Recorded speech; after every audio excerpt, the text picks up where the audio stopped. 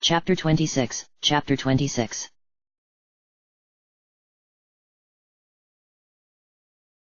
Chapter 26, Eye of the Hurricane. My God! Vicky muttered, one hand held before her face as she stared down at what remained of Margaret. She watched for a second as Janine re-examined the corpse's belongings, picking over her remains for any missed clues.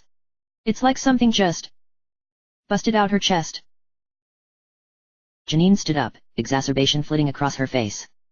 Thank you for illuminating that, she said, flicking some of the blood from her fingers and wiping her hands across the lab coat she still wore. The girl glanced across the room, first at James's corpse, then at the undisturbed body of Ash's Pikachu, then at Ash himself, standing in front of the machine and speaking with Sabrina in relative private. What do you think they're talking about? Asked Janine, head lowered as she eyed the other gym leaders. Glancing at the two trainers, Vicky shrugged, then dropped her hands in her pockets. When Sabrina asks for a minute alone, I'm not keen on prying. The redhead raised an eyebrow and smirked when Janine remained silent and continued glaring across the room. You know, she went on, turning back to Margaret's remains, I had known Margaret since before I knew she was fuchsia. And I always thought she was like a psychotic lowlife. And I think calling her that is an insult to the psychotic lowlife community, Janine muttered, without turning to face her friend. But I always knew she was good at her job, whatever that might have been at any given moment. Vicky toned, pressing one finger to her cheek. Of course she was good, that's why Koga hired her, said Janine. What's your meaning? Vicky stepped between Janine and the other gym leaders, turning her back to the private conversation. If you must know, I'm trying to distract you, she whispered, glancing over her shoulder at Ash and Sabrina before turning back to Janine with a knowing expression. I've been your friend for a long time and I can see where you're aiming. You should probably hold off on any romantic intent. Men never work the way you want them to. They don't multitask. Why can't you ever just speak plainly? Janine griped, keeping her voice down but letting her tone grow biting. With respect, I always speak plainly with you, said the green-eyed girl. I can also read you like a book, and I can read men just as easily. I'm only warning you that given a choice between a woman and vengeance he feels he's owed, a man will choose revenge every time. I'm only looking out for you, Janie. Don't forget your place, Janine sighed. I'm perfectly mature enough to look after myself in that regard, and if that's all you have. Remember that conversation we had a few weeks back? Interrupted the redhead, eyes mirroring the smile on her lips. When I mentioned a successful trial run of the adenoviral gene therapy. I remember, your message was why I came here in the first place, Janine interrupted, her demeanor immediately changing, growing more focused. What did you find out? The initial trials, the successful ones, were conducted on Cinnabar under Blaine Katsura, said Vicky. Which makes sense now that we know Margaret was a traitor. She reported your condition to Team Rocket years ago when you first told me and her about it. They then ordered Blaine to develop a treatment to coerce Koga into turning fuchsia over to them and, thanks to Koga's correspondences, we know now that the treatment exists. You see my point? Janine's mouth dropped open a little. So you're saying you need to get to Cinnabar? Vicky cut her off, reaching behind her back and producing a small satchel from under her shirt. She handed Janine the package. A parting gift from one of my contacts. That should be enough of the mix to get you through the end of next month, relatively symptom-free. Now, you need to get to Blaine before Team Rocket or those Jotans do. She stopped as the ground trembled and the lights flickered overhead. Alright, really, muttered the redhead. What is all that damn shaking? Glancing at Sabrina, Janine shrugged, still unsure whether to look at the other woman's red eye or the purple one. I'm sure we'll find out soon. Across the room, Ash pulled his hands from his pockets, pausing after a long and mostly one-sided conversation. That's pretty much it, he said, awkwardly shifting his weight away from the woman standing far closer to him than the volume of their conversation necessitated. Here we are. Sabrina folded her arms across her chest and opened her eyes. Wow, you have been causing quite a lot of havoc, she said, tone steady and not at all impolite. All of our, or rather Team Rocket's, the psychic corrected herself, models pointed towards your causing only a minor disruption before Jesse and James finished you off. Can't say I'm sorry to disappoint, Ash muttered. On the contrary, Sabrina answered, a flicker of amusement in her eyes as she looked at Ash. They psychic shifted, perfectly casually, a little closer to him as though the action had been completely unconscious. It's always fascinating when someone beats the numbers. But that should be enough on your part for the moment. Ready to move on? She asked, starting to say something else but stopping as a lock of her hair floated up seemingly of its own accord. Chagrin flitted in her features. Please tell your partner to stop pestering me. It's quite rude. Gladly, Ash nodded, tuning out Haunter's giggling and insistence that the psychic didn't currently have the strength to resist any incorporeal hijinks. Ash frowned as a second lock of Sabrina's hair floated up. The two rough pigtails danced up and down on their own for a second as Haunter silently giggled. Just wait until I'm recovered, Sabrina whispered. Instantly a purple spark, accompanied by a sharp crack shot between her temple and an apparently empty zone of space. Smirking as Haunter yelped in surprise and dove away from the psychic, Ash put his hands in his pocket and took a step back from the older gym leader. So where to now? My gym, said the psychic. I left my subordinates with orders to keep tabs on several ranking members of Team Rocket in the Kanto League. Assuming anyone can actually follow orders, we should be able to locate Blaine and get a feel for his involvement in the events on Cinnabar.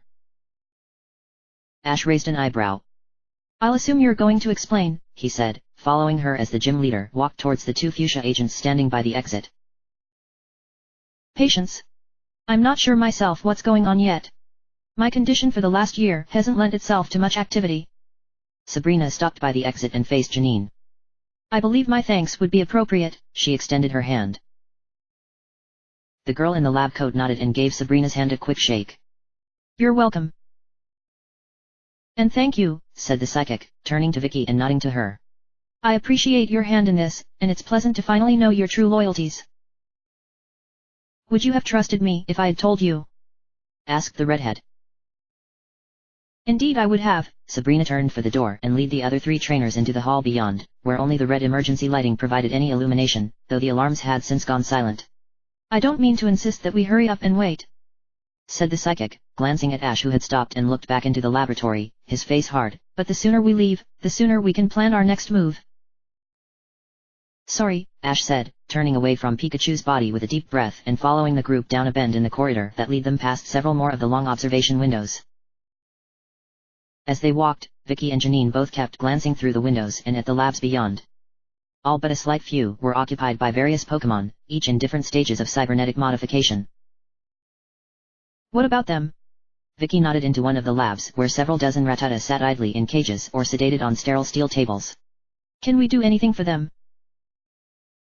Without so much as a stutter in her stride, Sabrina kept walking towards the door at the end of the hall. Like turn them loose in the city? No. They're all dead anyway, said the psychic as casually as ever. You're setting me free, cut power to the entire city, so all of these labs will be without life support before the hour's up. She stopped and opened the door to a tall stairwell. This room also was lit only by emergency lighting, and all of the trainers could hear high overhead a dull thumping, as if a great hailstones were falling on a thick stone roof. Besides, with the fate they were bound for, asphyxiation is a happier end. Sabrina's words ringing in his ears, their chill clinging to him, Ash climbed the stairs. Hand tight on the rail, the young trainer didn't utter a word, instead running through his mind over and over again how it could be possible that he was unknowingly linked to Team Rocket. He tried to reason it out, tried to rationalize away the sinking feeling in his chest, but no matter what he told himself, the fear seeped deeper and deeper into his mind.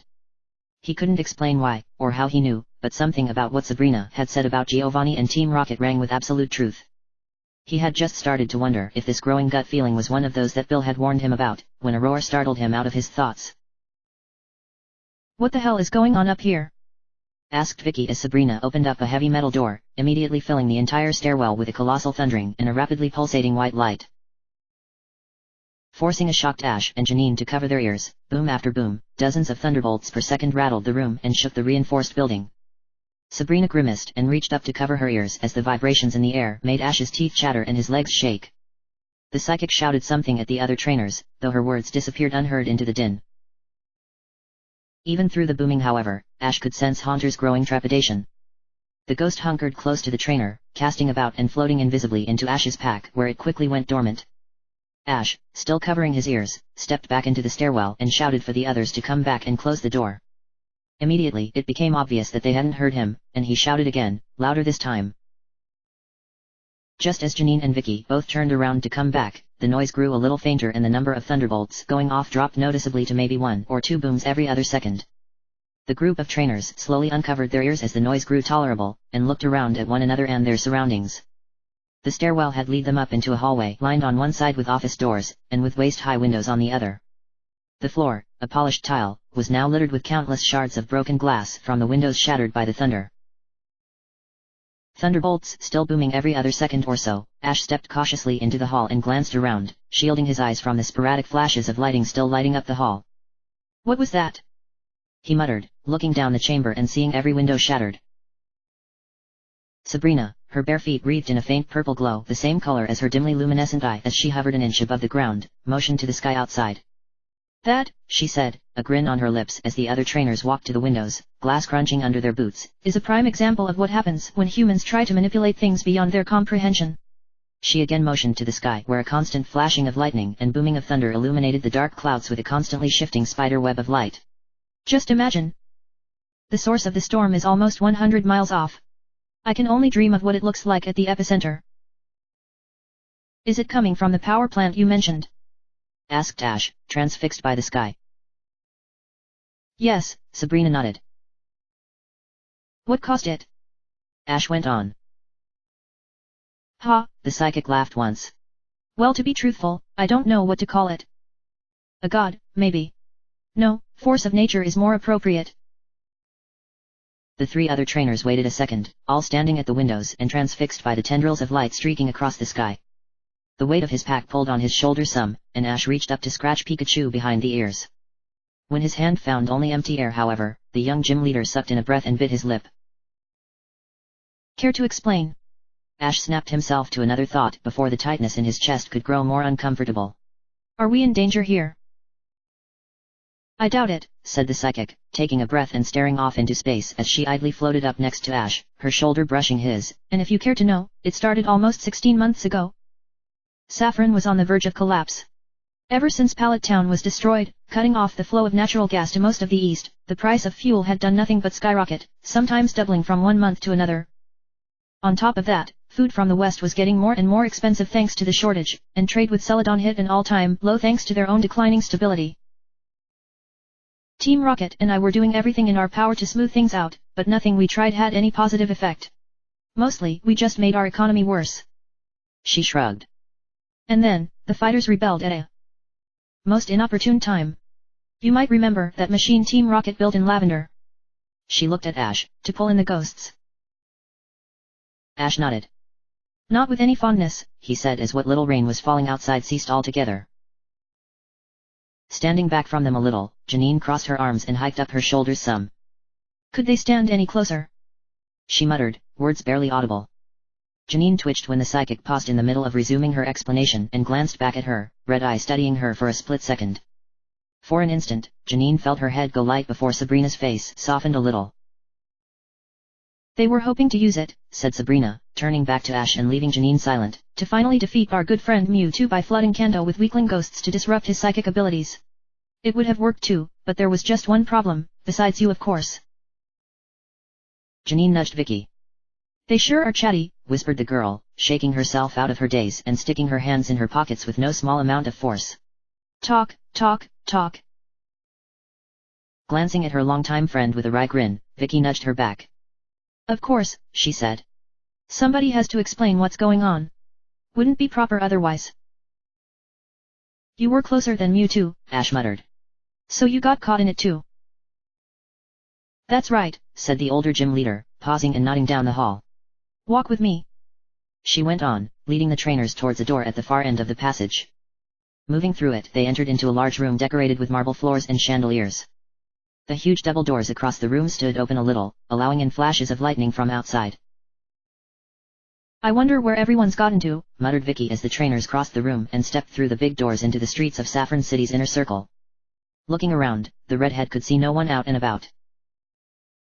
Sabrina, still hovering an inch off the ground, glanced around the small square outside Sylpha's headquarters. Outside the wall, I'd imagine that everyone's either staying home or heading home. Here it's likely that the recent light show has convinced the elite to stay indoors. With any luck, the storm will prevent my city from tearing itself apart for lack of power for a few hours. About that, said Janine. Were you going to tell us what you know about what's causing this? She pointed upwards. Maybe concisely. Not interested in my exposition, eh? The gym leader smirked. Am I boring you? No, not really, said Janine, a little off balance. I just didn't know if you were. Never mind. Please continue, said Ash. To be a bit more brief, said Sabrina, walking calmly down the street with Ash and the two girls in tow. After you ruined the machine in Lavender, I decided that drastic measures were necessary to bring stability back to Saffron. It was my duty as a gym leader to maintain order, after all. She paused for a second and held up one hand which began to shed a bright purple glow, providing the meaningful illumination for as far as the party could see. That's better. With a little help from Team Rocket, I tracked down and I caged the creature that's doing this. She nodded upwards. A nameless thing predating humanity by countless centuries. Team Rocket called it Zapdos, but when I bent all of my power to putting it to sleep and my mind touched its surface thoughts, I immediately knew that no name anyone could give the thing could properly describe its. She waved her hand as though searching for a word. Essence. Simply forcing Zapdos into a sleep deep enough to allow for safely moving it claimed the lives of two of my psychics. Their minds couldn't handle the contact and burned out, but thanks to them, we safely moved Zapdos to the old power plant and began siphoning off its energy. Doing so provided more than enough power to run Saffron twice over, but not without cost. We knew before we began that containing Zapdos for any great length of time would require more than I could provide on my own. Hence the machine, said Ash. Correct again, said Sabrina. The timing was perfect. As soon as Zapdos was contained at the power plant, the machine here was complete. A device built solely to amplify my telesthetic power and direct it all towards the plant. And it almost worked. A particularly loud thunderbolt cut her off. Vicky cleared her throat. What went wrong? She asked. Apparently, the human brain isn't meant to generate super high amplitude beta and gamma waves for long stints, said Sabrina with a grin. Trying to force it to do so tends to reduce a perfectly healthy brain to pudding, and that is exactly the trouble in which I found myself. Even semi-comatose, I could feel myself dying, but I couldn't really do anything about it. Being completely helpless and all that. I could reach out subconsciously and touch the dreams of people with innate psychic gifts, but never with any meaningful effect. Luckily for me, along came. She turned to Ash with a quick glance out of the corner of her eye. Our good friend, with promises of freeing me if I helped him. And here we are. She said with a kind of finality as the group rounded a corner. I see no one came out to greet us. Casting about, Ash spotted the building at which Sabrina was looking, a squat structure, at least compared to the surrounding skyscrapers, with only 3 floors and not a single window to be seen. Taking a breath, Ash followed as Sabrina led them forward. The eldest gym leader walked casually up to the door, ignoring the sound as a massive thunderbolt boomed overhead and shook the ground, and banged her fist on the metal door. A few seconds passed and Sabrina knocked again. Ash toned, turning around as Janine tapped his shoulder. What's up? Just wanted to know what you're thinking, she said. About where we'll go next, I mean. Ash raised an eyebrow. I thought you would be going back to Fuchsia after you were done here, he said. Well, the girl stammered. That was one possibility. I suppose. I was thinking I might. She trailed off for a second. Ash blinked, his eyes still adjusting to the soft purple light radiating from the psychic. You might. He prompted. If you're going somewhere else I might follow, Janine started, only to be cut short by the ear-splitting groan of metal on metal. Both trainers turned back to the unassuming front entrance to the Saffron Gym, where Sabrina had extended her hand towards the heavy metal door that slowly opened on grating rollers as if moved by an invisible force. A single purple spark leapt between the psychic's hand and the door, and the slab of metal rocketed over to one side and slammed into its slot, leaving the door wide open. The eldest gym leader drew in a breath and balled one hand into a loose fist. I guess that means the gym's without power, said Sabrina. So the generators are burned out. Perfect. I wonder what else will be wrong. She turned to the rest of the party. Shall we? Ash glanced at Janine. They briefly exchanged looks of caution, but followed Sabrina and Vicky into the unlit interior of the gym.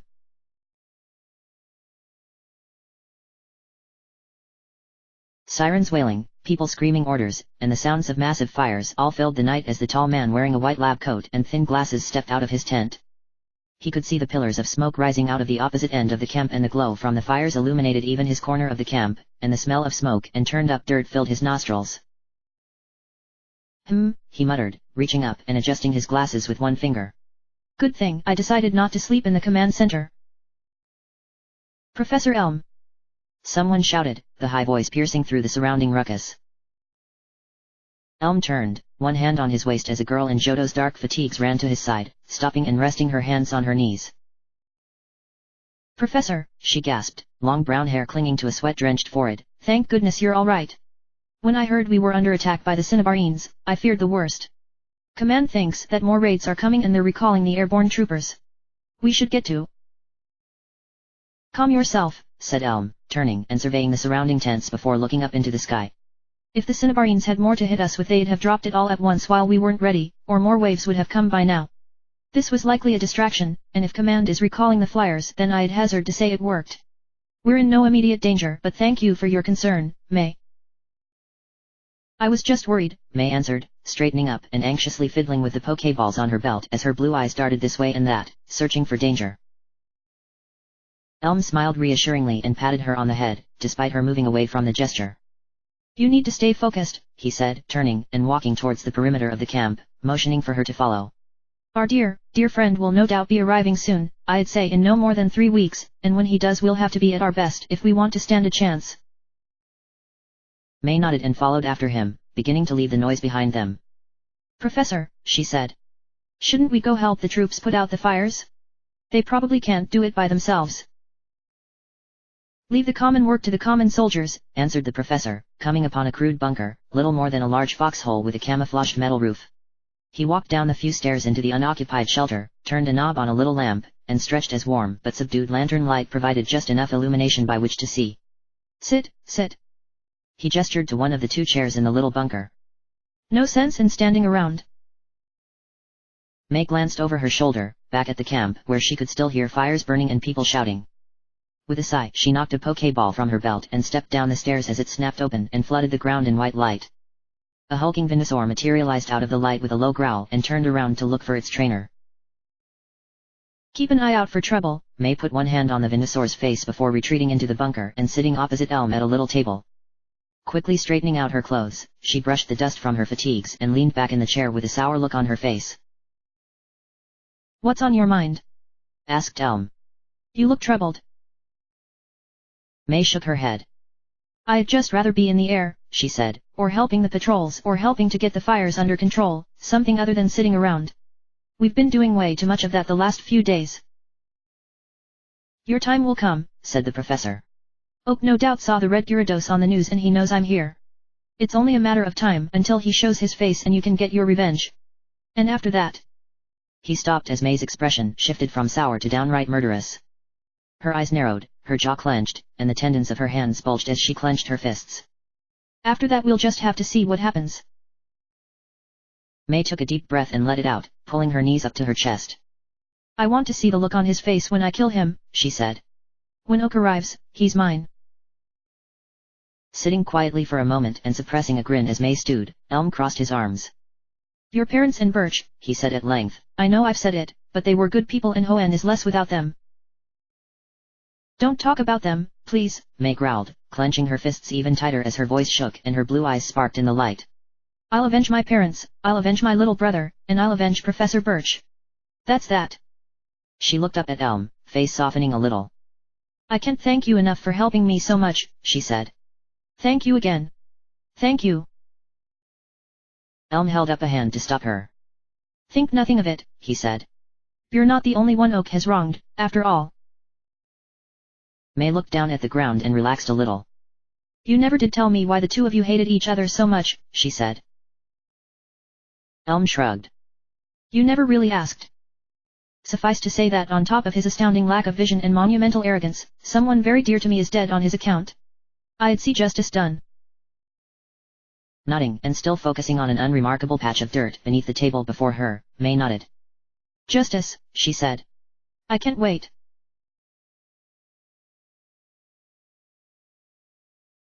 Sabrina, ma'am, the young man in the unassuming brown robe stammered. You're back. Everyone. He shouted, an uneasy, if genuine, grin on his face as he turned around. Sabrina is back. Leaning to the side just a little, still standing in the dark hall, Ash looked around Sabrina and into the room on the other side of the heavily reinforced door. Inside he could make out a room very similar in appearance to the Sylph laboratory he had just departed. Tables, lab equipment, cots, and desks were set up around the large floor space, with all of the furniture and beeping devices arranged in rough circles around the central table. In the middle of the room there sat a large circular table piled high with paper, writing utensils, maps, and ham radios. As perhaps a dozen people, all arrayed in simple lavender or brown robes, got up from the cots, or turned from the tables and desks around which they stood, Ash noticed that all around the room, on benches, on tables, and even on the floor, sat shallow silver bowls and pitchers of water. This in and of itself wouldn't have struck him as odd if not for there being far more bowls and pitchers than there were people in the room. Stepping over the threshold, Sabrina glanced about the room. A single floodlight, powered by a noisy generator in the corner, provided the only illumination to be had. The senior psychic put her hands on her hips as Ash, Janine, and Vicky all stepped up behind her.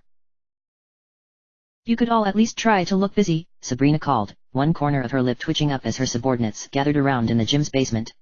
I could do with a report. Where's Lorenzo? She cast about, spotting a shorter figure in lavender attire standing near the back of the group. You've been keeping up on events while I was away. She addressed the man. What's happened here? Why are you all in the bunker? Clearing his throat, Lorenzo, a shorter man with less than remarkable features, stepped forward. I ordered everyone down here when the electrical systems went haywire 40 minutes ago, he said calmly. The whole city's grid fried and went down during that weird storm, so I decided it would be safest to institute a lockdown. You caught us right in the middle of relocating actually. Now that you're here, I assume it means Zapdos has escaped. Sabrina nodded. Correct, she answered. But the storm is abating, which means the creature is, thankfully, not headed this direction. She turned around and addressed Ash. If you'll excuse me for just a moment, I need to get a quick report on what's been going on recently. I'll try to be brief. She smiled a little. Please, try to make yourselves, she looked between the three other trainers, as comfortable as you can. Ash nodded and looked to Janine and Vicky, both of whom had entered the room and stepped up behind him while Sabrina turned back to her psychics. Janine more than either of her companions shifted about and kept looking around from place to place in the poorly lit room. Well, said Ash, glancing back at the collection of cots as Sabrina began questioning the psychics, I guess we might as well relax while we can. Good idea, Vicky muttered, walking without any hesitation over to one of the cots, promptly flopping down on it, and resting her chin on the pillow. God, it's been a long day. Ash and Janine both followed behind her, the two of them electing to sit on the floor beside one of the cots and lean up against a wall. Almost in unison they sighed and leaned their heads back against the cold concrete walls. Ash, his frame growing suddenly heavy, caught his vision beginning to blur and his muscles aching as they refused to relax. The young trainer took another deep breath and sank a little lower, letting his hands rest on the ground at his sides. I can barely keep my eyes open, he muttered, lacking the energy to even twitch in surprise when he felt a hand on his shoulder. You should probably rest, Janine said, giving Ash's arm a reassuring pat. You're no good to anyone half dead. Shaking his head a little, Ash glanced across the room where Sabrina had engaged herself in a rapid-fire bout of questions and answers with her subordinates. I need to stay up in case something happens, he said, each word a little quieter than the last. Nope, said the girl, standing up and grabbing Ash by the arm. This is one thing you don't have a say in. Come on, get up for just a second. Would you be serious for a second? Ash complained, though he didn't resist and got to his feet. This is important, he said as Janine moved him to a cot and made him sit him down on it. I promise I'll wake you if anything important happens, Janine said as Ash laid back and dropped his head on the pillow. Alright, fine, muttered the young gym leader. Maybe for just a minute or... He trailed off. A minute later his eyes were closed and his breathing had completely leveled off. Still laying on her stomach and barely turning her head to look, Vicky watched as Janine knelt by the foot of Ash's cot. Poor guy, she muttered. You know his file from Fuchsia said that he lost his mom when Pallet burned. His whole life's been pretty much spiraling down since then, yeah. Janine didn't answer for a second. Rather, she loosened a very unconscious Ash's boots and pulled them from his feet, setting them down on the floor with a quiet thud. Yeah, the girl answered after another moment. He just keeps going though. That might not be a good thing, said Vicky. Determination is great and all, right up until the point that it gets someone killed, or hurt, or both. What are you saying? Asked Janine, looking at her old friend. Nothing. Vicky answered, closing her eyes and yawning. Nothing at all. Janine sighed as her friend closed her eyes and began breathing rhythmically. The girl took off her lab coat, leaving herself in her tank top and harness, and dropping back against the wall. A second later, she slid down the cold concrete surface and just sat against the wall, pulling her legs in and sitting quietly. She remained there for a minute, quiet and listening absent-mindedly to the conversations on the other side of the room. For a brief moment, the girl in the black tank top closed her eyes and retreated into her own thoughts, trying to simultaneously listen in on the conversations across the room and suppress the primal uneasiness she felt every time her thoughts stumbled across anything about the gym leader, Sabrina. A chill shooting down her spine, Janine's eyes popped open. She cast about the room, immediately spotting Sabrina directly across the room from where she sat. The elder gym leader still seemed to be talking with her subordinates, but had turned just enough to glance at Janine from the corner of her purple eye. Janine stared straight ahead, her mind again going blank as the sensation of fingers running over her forehead overtook the girl from Fuchsia's mind. For what felt like only a split second, Janine couldn't control her thoughts. Random and chaotic images, every one of them a memory of her life flying through her head, Janine went rigid. A near-perfect portrait of her life flew before her eyes, and then she snapped to as Sabrina turned back to the other gym members. "Hey!" Janine muttered, confused. "What the hell?" "I'm not your enemy here," the words echoed in Janine's mind. The girl instantly rolled to her feet, eyes darting around for the source of the voice as one hand balled into a fist and her other went to the pokeballs at her belt. "Who said that?" she hissed. Glancing forward, Janine spotted that Sabrina had again turned to look at her, though the psychic still spoke with her gym's other members. "Our causes are not opposed to one another," the words again echoed in Janine's mind, completely independent of her ears. "You don't need to be so hostile." Eyes going wide, Janine stepped back and pressed her back to the wall. "Stay out of my head," she growled. "Or I'll show you how hostile I can be." "As you wish, I meant you neither harm nor offense," the voice trailed off. Janine took several steadying breaths as Sabrina continued her conversations. More than a minute passed until the girl in the tank top relaxed enough for her arms to stop shaking. After another few seconds, she sidestepped, still facing Sabrina's back, and sat on the cot next to Ash's. She set her back to the wall and pulled her knees up to her chest, but otherwise remained alert, staring across the room.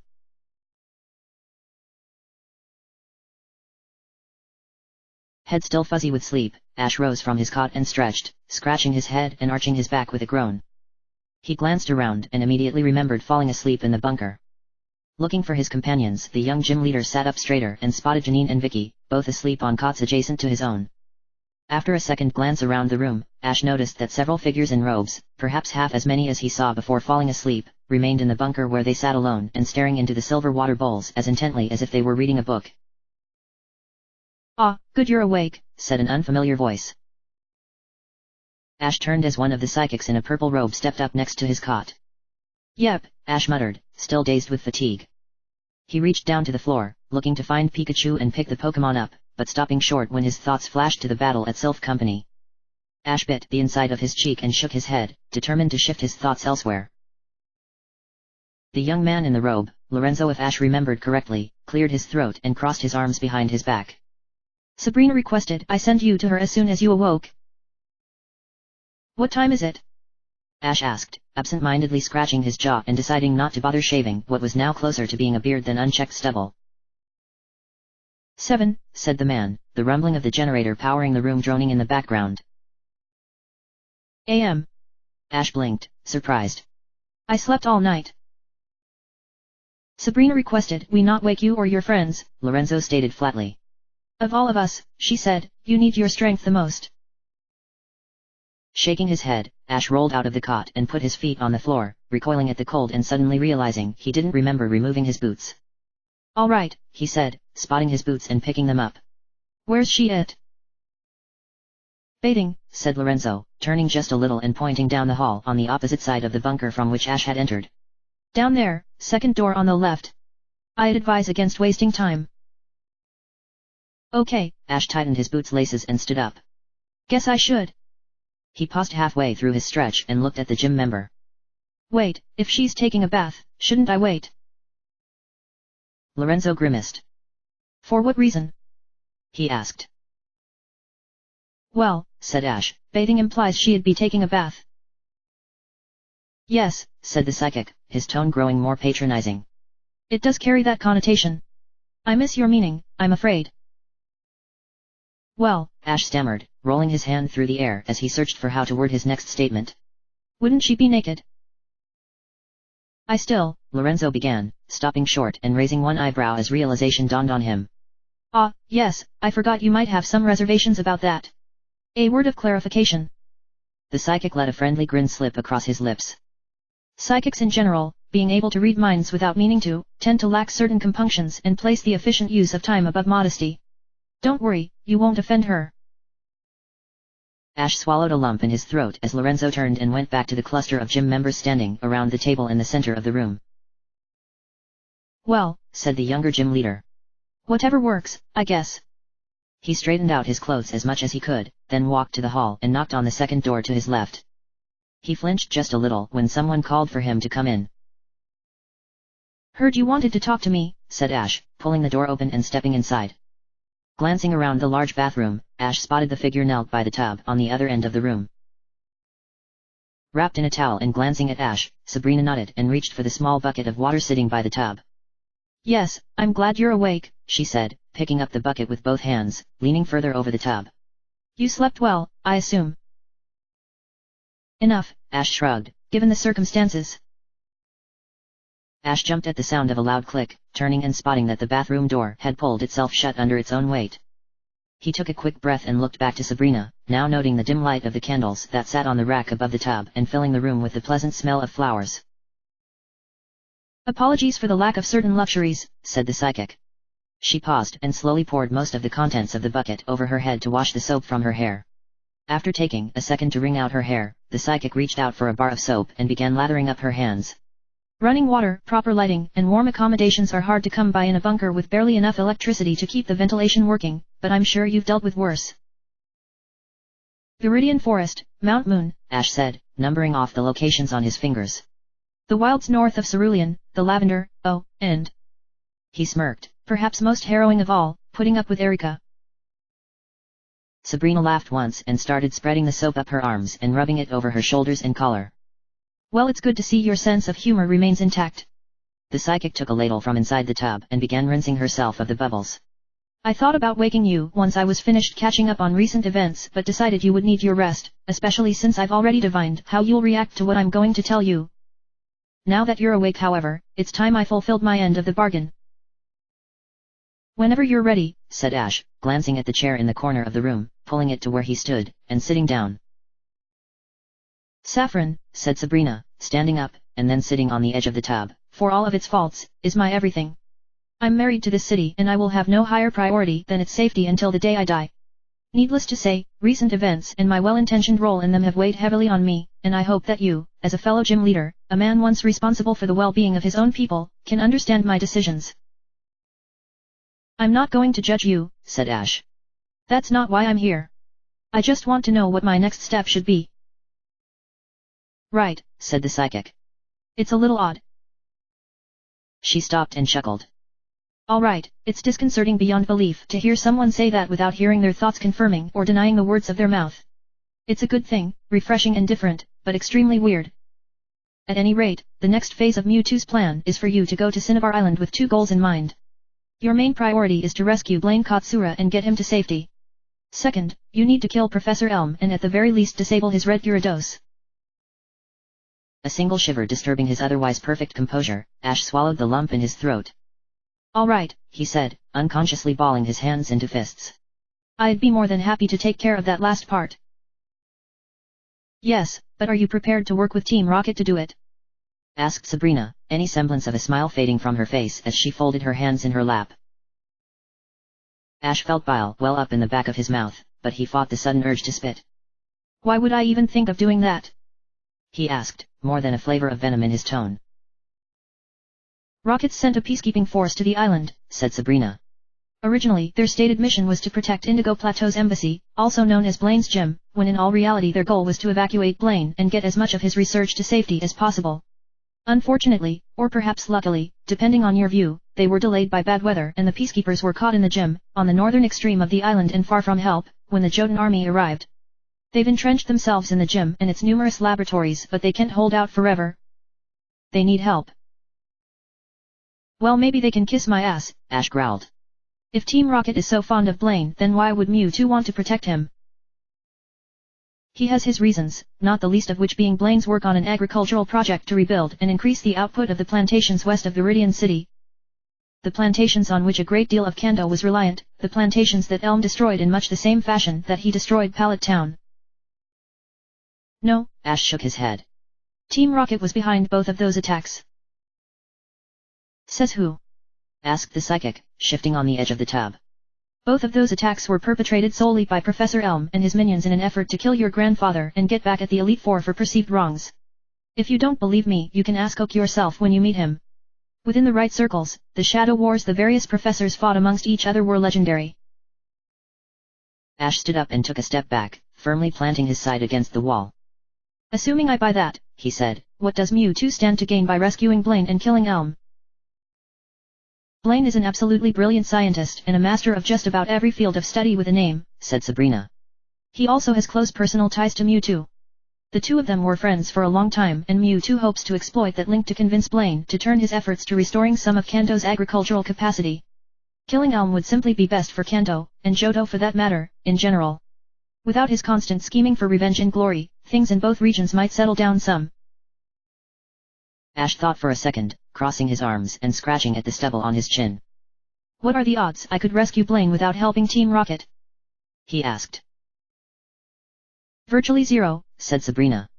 Blaine and the Peacekeepers are both fighting for their lives and getting to them would entail fighting your way through the Jotans trying to kill them. Either all of them escape, or none of them do. Sabrina paused as Ash's face hardened with the thoughts playing behind his features. They're not all evil, you know, she said after a moment, continuing when Ash looked up at her. Not everyone in Team Rocket is a raving monster. Most of them are pretty decent people just trying to make a difference. By making my life a living hell. Ash shouted, breaking in. I've spent almost 2 years just trying to survive because of them. Because of this Giovanni, who courtesy of you I now know is my father, I've been living in constant fear, never knowing when the next ambush will come or when it's safe to sleep, or what tomorrow might bring. Everyone I had left is dead or gone because of them. You didn't make any particular effort to stay out of their way, Sabrina noted, as poised as ever. From what I understand, you made your intent to fight them clear long before they actually attacked you. In fact, you began moving against Team Rocket after they tried to peacefully recruit you. If you're referring to Misty being gone, then again, if memory serves, there was nothing preventing you from simply walking away from the Battle of Celadon. Ash's eyes opened wider and he began to realize his face was growing red. How did you know about that? He growled, hands shaking. Who told you? One of my psychics was scrying on the battle and the events leading up to it, said Sabrina. She told me of yours and Brock's insistence on fighting when Misty just wanted to leave. Don't mention her again, Ash began trembling. He thought he could feel hot streaks beginning to run down his face. Don't you say her name again. You have no idea what we went through to get this far. You have no idea how many people have been hurt so far, just trying to stop Team Rocket. Sabrina got to her feet and lifted one hand to hold her towel in place. Stop them from what, Ash? Stop them from what? Her tone grew almost cold and Ash backed even more firmly against the wall. Do you want to stop them from handing out free food to the needy? Or is it Team Rocket's efforts to protect Blaine, a good man, from the hatred of a crazed killed like Elm with which you take issue? When have they done you wrong, Ash, without your first inciting them with your attacks against their people? Shut up, Ash hissed. You were working for them. You were one of them. He growled. And you still are. You're just trying to slow me down, shake my resolve. Well, it's not going to work. He pointed a finger at her. You're never going to stop me. Ash froze as Sabrina walked forward. Her eyes locked on his, the young trainer could only go rigid as she raised a hand, anticipation of pain lancing through his face. He grimaced and squinted his eyes shut, waiting for some attack, but none came. He felt a gentle touch on his cheek and opened his eyes. Sabrina stood less than a pace from him, her hand resting on his cheek and her expression so saddened that Ash couldn't help but feel his heart sink into his stomach. At the same time he felt it begin to thrum with a furious tempo. The fact that a woman whose natural beauty shamed anyone he knew stood before him in nothing but a towel remained at the back of Ash's mind. No, the psychic shook her head. All I'm trying to do is make you see the people. She kept looking into his eyes. Team Rocket has a dark side, yes, absolutely. But there's good there too. Maybe not in everything they do, but there are good people working for that bad organization. Ash, you're not cruel, and you're not cold, and it would be a tragedy to see you become either one. But I feel there's so much hatred in your heart. I don't have to be psychic to see that you're overflowing with anger, or to tell you that nothing good will come of such things. Ash let out a curt breath before sucking in another. He felt stinging tears rolling down his hot face now. Images of his mother, of Misty, and of Pikachu rioted before his eyes. I could have revenge, he said, voice shaking. I could get back at them for everything they've taken from me. And then what? Sabrina asked, her words gentle as she ran the backs of her fingers down his face. You get back at them, then whoever you leave alive will have cause to hate you and they'll seek their own revenge and the cycle will start again. Revenge is a venomous thing, she said. And I would hate to see a soul as noble as yours succumb to it. Why are you saying this? Ash asked, closing his eyes. I don't want to hear it. You need to hear it, said the psychic. It's a shame no one said it to you earlier. Besides, Sabrina grinned just a little, it's best to hear it from someone who genuinely respects you and only wants what's best for everyone. She stepped even closer and, much to Ash's surprise, kissed him on the cheek. Save the peacekeepers, she said, words still soft. Every one of them is someone's son or daughter. They all have people who love them, just like you and me. Ash stopped and took a deep breath. What about the Jotans? He asked. I'd have to fight my way through them, wouldn't I? Sabrina's smile faded. That's the tragic part, in my mind, and it's the tragedy of the situation. She stepped back and looked between Ash and the door. Unfortunately, they've allied themselves against the people we need to protect. It's sad, but you'll probably have to kill many of them to get to Blaine. Or, she paused, you could simply leave and go seek peace elsewhere. I wouldn't recommend it, but it's an option. Ash shook his head and took a final steadying breath. No, it isn't. I've come too far to back down, but I guess I'll just have to fight a little longer. I'll go and rescue Blaine, he said, looking Sabrina in the eye. I'll make Elm answer for his crimes, and I'll take care of the peacekeepers if I can. Smile growing wider, Sabrina nodded her approval. You're a good person, Ash Ketchum. Now, a few minor ideas to kick around. First, the ruins of Pallet Town, where Oak is rebuilding his lab, are right between here and Cinnabar. You might be able to convince your grandfather to join you and provide some extra firepower. Right? Ash shifted around a little. That's a good idea. Also, Team Rocket and the Cinnabarines might not have any love for each other, but they both detest Elm with a passion. With a little effort you might be able to convince the Cinnabarines to help you get to Blaine's gym. I'd try to find a Captain Zivika, if you could, and try to convince him to devote his Dragon Company to your effort. Another good idea, said Ash. When should I leave? Sabrina shrugged. It likely wouldn't matter if you took the rest of today to recover. You could depart for Pallet in the morning and from there it wouldn't be more than a week before you reached Cinnabar. Actually, said Ash, pausing and dropping his arms. I think I'll stop by Pewter first. Try to make amends with Brock for being such an ass back in Celadon. A noble idea, said Sabrina. If you flew the whole way it wouldn't add more than a day to your trip. I'll do that, Ash said. And Sabrina. He turned back to the psychic. Thank you. Even if I just thank you. Sabrina smiled. It's what I do, she said. Now, unless you had something else you wanted to say, I should probably finish cleaning up so I can get back to work. Keeping Saffron under control isn't going to be easy. Oh, excuse me, said Ash, running his sleeve across his eye. I'll get out of your way. As he turned away, a thin grin flitted over Ash's features. I'd be more than willing to, he thought, choosing his words with surgical precision and intent, take care of the peacekeepers. A chilling laugh echoed inside his head, alerting Ash to Haunters having heard his thoughts over their link. Grabbing the door's handle, Ash stepped out into the hall and closed the bathroom door behind him. Turning around, the young trainer nearly jumped as Janine darted quickly out of his path and he nearly fell over trying not to run into her. Stumbling and stammering, Ash caught himself on the wall and Janine quickly stepped up beside him to help steady his balance. Sorry about that, said the girl in the tank top. I didn't expect you to come walking out of the bathroom, where Sabrina was taking a bath, naked, in the same room as you, for 20 minutes. She looked up at him, chagrin plain on her face. Hey. Ash blinked. I don't follow. Oh. He stuttered, seeing her point. Yeah, that probably didn't look too good, did it? Care to explain? Said Janine, crossing her arms and shifting her weight to one leg. I heard shouting. Oh god no. Ash held up his hands. Yeah, said the girl. Something like that. Would you let me explain? Ash glared at her. We were just talking. Sabrina was bringing me up to speed, and I heard a few things I didn't really want to and I got a little emotional. That's all.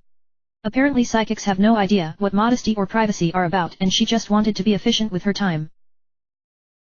Raising an eyebrow, Janine uncrossed her arms. Well, whatever. I'll let it slide for now. Tell you what, Ash sighed. I'm going to go scrounge for some breakfast. Anything you would like me to bring you? Maybe we can have breakfast together. Janine's eyes lit up a little. Okay, sure, she chirped. Just whatever you find will work great. Waiting until Ash had left the hallway and asked one of the psychics on the opposite side of the room about a kitchen, Janine sighed and popped her neck, so flustered that she didn't see Vicky stepping up behind her. The second woman, red hair frizzy from sleep, wore a remarkably feline grin on her lips as she stepped up behind Janine. He smells like scented candles, Vicky purred. Shut up. Janine whirled on her. End of chapter.